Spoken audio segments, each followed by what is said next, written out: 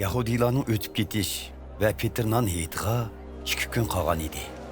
Oliy ruhaniylar va Tavrat ustozlari Hazrati Aysoni hiyla bilan tutib, uchiqtirib etishning chorasini izlashdi. Ular bu ishni et oyam kunlari qilmayli. Bo'lmasa, xalq orasida qalayimqanchilik chiqishi mumkin deyishdi. Hazrati Ayso Baytaniya yesida ilgari mahov kesdi giribtor bo'lgan Simonning uyida dasturxonda o'tirayotganda, ichiga qimmatli sop sumbul atri qo'shilgan, oq qosh teshidan yasalgan qutini tutgan bir ayol kirib, qo'ldagi qutini ichib, ichidagi atirni Hazrati Aysoning beshiga quydi. Ba'zilar buningga xobi bo'lib, bir-biriga xushpuroq atirni bundaq isrof qilganning nima foydasi? Bu atirning qimmati 1 yillik kirimimizga teng keladi ekan. U setilib, puli kambag'allarga berilsa bo'ladi, deyishib, ayolga topitani qilishga boshladi. Ayolning ixtiyoriga qo'yib etinglar. Uni xijil qilib nima qilasizlar? U men uchun yaxshi ish qildi. Kambag'allar doim oranglarda, ularga qolgan vaqtda yordam qila olaysizlar. Lekin men oranglarda doim bo'lmayman. Ayol chomi yetadigan ishni qildi. Mening dafn qilinishimga tayyorlik yuzasidan badanimga oldin ola atir surkab qo'ydi. Bilib qo'yinglarki, xushxabar dunyoning qayerida yetkazilsa, bu ayol aslinib, uning qilgan ishi tilga elinadi, dedi Hazrati Ayso ularga.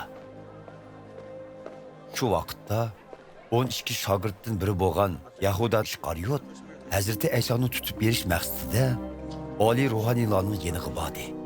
Buni anglab, oliy ruhaniylarning gulqaqalari ichilib ketdi va uningga pul berishga va'da qilishdi.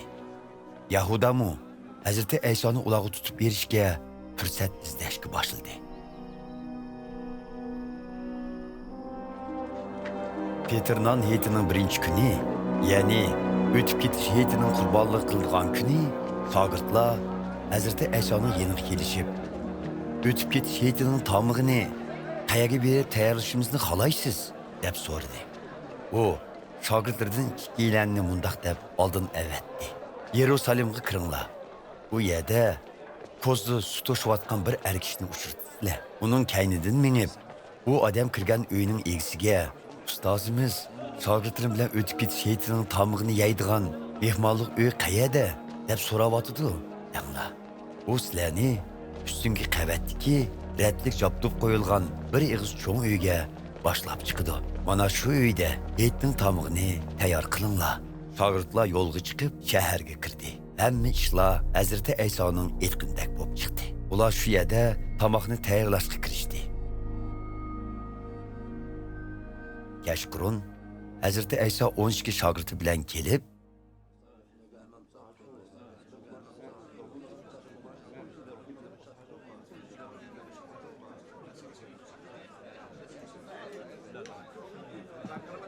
dasturxonda o'ltirib, taom ustida. Bilib qo'yinglarki, men bilan birga g'izlanayotgan sizlarning oranglardagi biraylan menga sotqonlik qiladi, dedi. Bu so'z ularni qayg'uga soldi. Ular bir-birlab, men emasman deb so'rdi.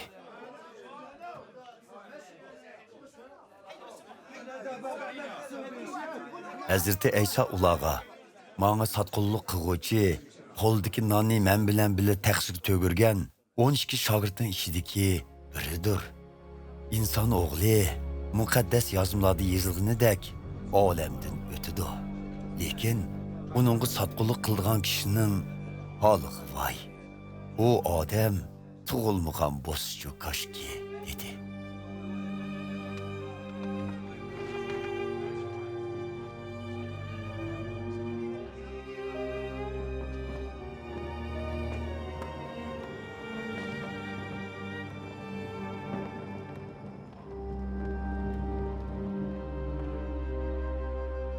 Ular tamoq yeyishayotganda Hazrati Ayso bir nonni qo'liga ilib, shukr etgandan keyin uni o'shitib turib, shogirdlarga berdi va "Elinglar, bu mening tenim", dedi.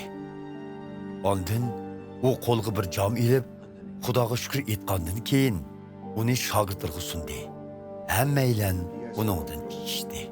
Bu mening nurg'un odamlar uchun to'kilib, Xudoning ahdisini tuzadigan qenimdir. Bilib qo'yinglarki, Xudoning podsholig'ida yangicha sharobdan ichmaguncha bundaq sharobni hargiz ichmayman, dedi Hazrati Ayso. Ular Madiya naqshni aytgandan keyin taloga chiqib, zaytun teg'iga qarab ketishdi.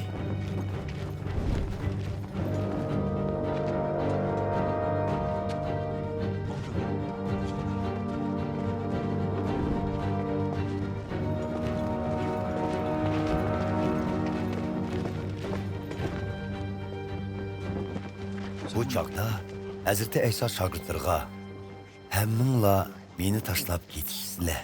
Chunki muqaddas yozmalarda Xudo qo'ychini urib o'ldiraman, qo'ylari patparoq bo'lib ketadi degan. Lekin men tirilgandan keyin Galiliyaga sizlardan burun boraman dedi. Petrus uningga, "Hammaylan sizni tashlab ketsin-mi? Men hargiz tashlab ketmayman" dedi. Bilib qo'yginki, bugun kecha Qo'ras 2 qitim chilashdan burun sen mendan 3 qitim tanisan, dedi Hazrati Ayso. Lekin Petrus texmo qat'iy talaffuz bilan, "Siz bilan birga o'lishga to'g'ri kelsa-mu, sizdan tanmayman" dedi. Qolgan shogirdlarmi shundoq deyishdi.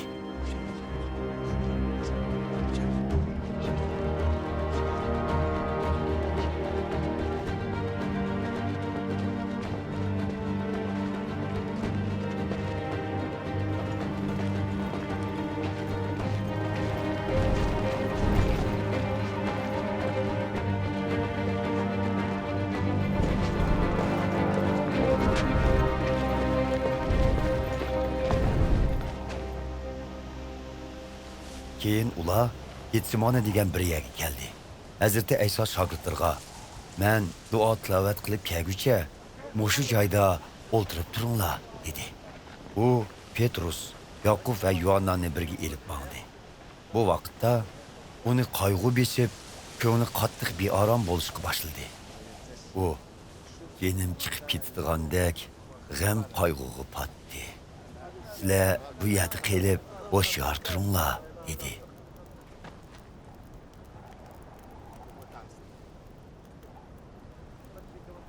Ve sel yerroq berib, yerga bosh qo'yib, mumkin bo'lsa, u kunning o'z beshiga kelmasligiga duo qilib, "Ey suyimlik ota, hammaga qodirsan. Bu azob qadihini mendan yiroqlashtirg'aysan. Lekin bu ish mening emas, belki sening irodang bo'yicha bo'lsin" dedi.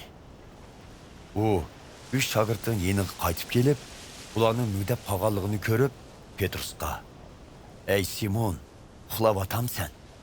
Biror soatmi o'shar tura olmadingmi? Eziq turilishdan saqlanish uchun sagak turib duo qilinglar. Ko'ngil xolaydi, lekin tan ojizdir" dedi. Ondan u yana berib, burunqi so'zlarni takrorlab duo qildi.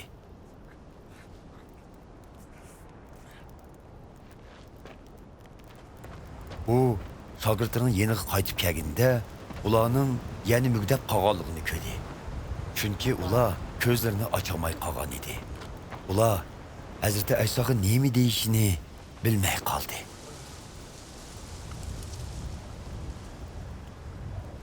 Hazrati Ayso 3-chi qitim ularning yeniga qaytib, "Sizlar texshi dam yelib uxlayotamsizlar? Bo'ldi bas amdi. İnsan o'g'lining gunohkorlarning qo'liga topshirilgan vaqt soati yetib keldi. Qopinglar, ketayli. Mana menga sotqunlik qiladigan kishi kelibdi" dedi. Hazrati Aysoning so'zi oyoqlashmasdanla 12 shogirdning biri bo'lgan Yahuda keldi.